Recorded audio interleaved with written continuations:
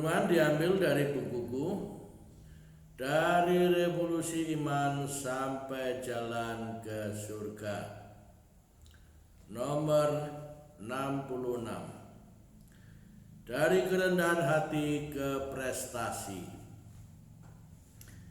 Para penggemar sepak bola, apalagi Brasil, pasti mengenal pemain legendarisnya, Pele.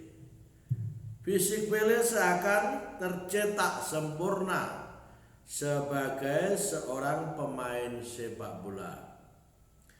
Otot-ototnya bagus, kecepatannya seakan berdaya bakar, kemampuannya mengatur keseimbangan, seni dan keterampilannya memainkan bola belum terungguli pemain bola manapun.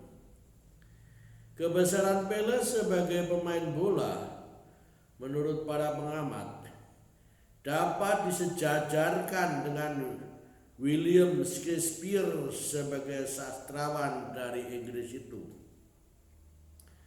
Bukan hanya itu, kepribadian Pele pun dinilai mengagumkan.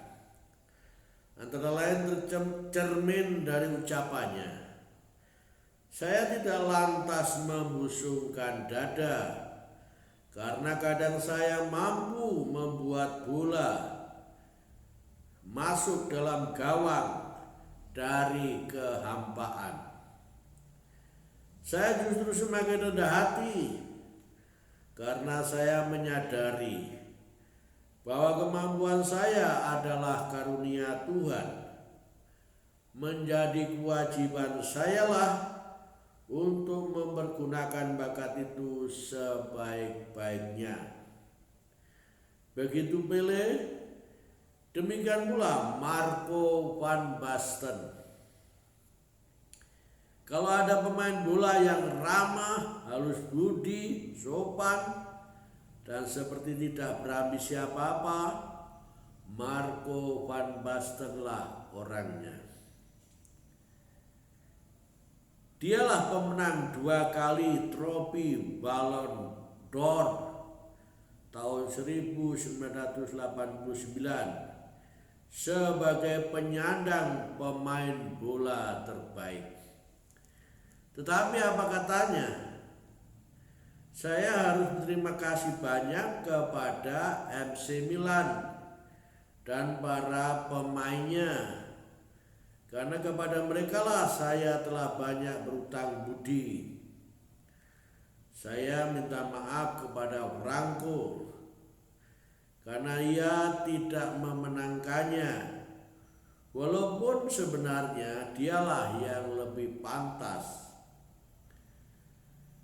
Padahal semua orang tahu, termasuk Franco sendiri, bahwa Basten lah yang paling pantas untuk itu.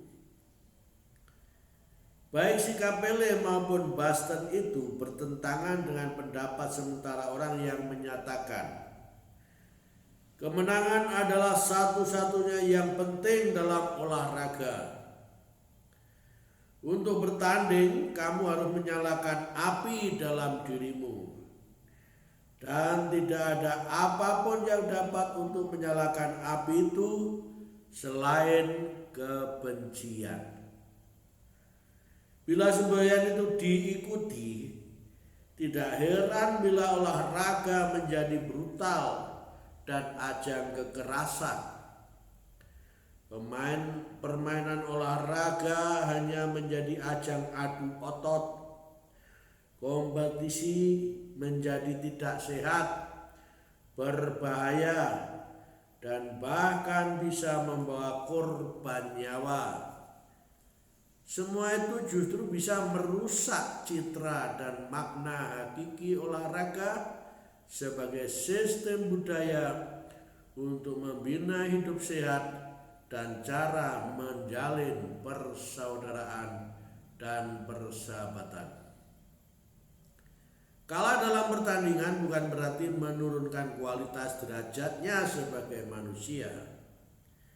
Kekalahan dan kegagalan adalah kesempatan untuk berefleksi diri secara bijaksana bagaimana kita harus terus-menerus berusaha. Kekalahan hendaknya mendorong untuk terus berlatih lebih gigih, tekun, lapang hati, dan sportif. Semua ini harus didasari oleh sikap rendah hati. Karena hanya orang yang rendah hatilah yang masih bersedia terus belajar dan berlatih.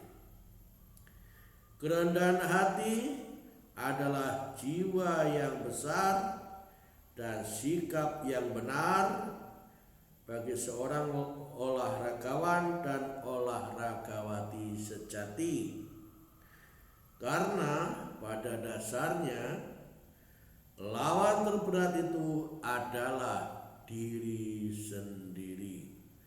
Tuhan memberkati kita. Amin.